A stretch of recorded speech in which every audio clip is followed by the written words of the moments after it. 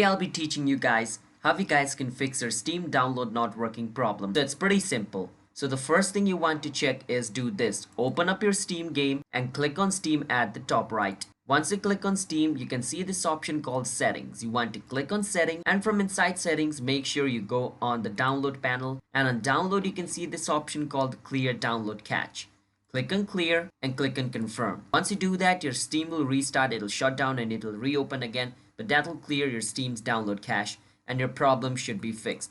But in some case, if it's still not fixed, the next thing you can do is on your search, you want to search for Windows Defender Firewall. Make sure you search for this. Once you search for this, open it up. Once you open it up, click on this option called Turn Windows Defender's Firewall on or off. Click on it. And if it is on, make sure to turn it off. Once you turn it off, click on OK. And once you turn off your Windows Fire Defender, try to download the game, it should work. In some case, if it still did not work, the next thing you can do is again you need to go on Windows Defender Firewall. Now once you're inside Windows Defender Firewall, this time just click on Restore Default. Once you click on Restore Default, all of your setting from over here is going to be restored to default.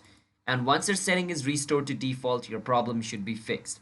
So these are the methods you guys can follow in order to fix your Steam's download issue.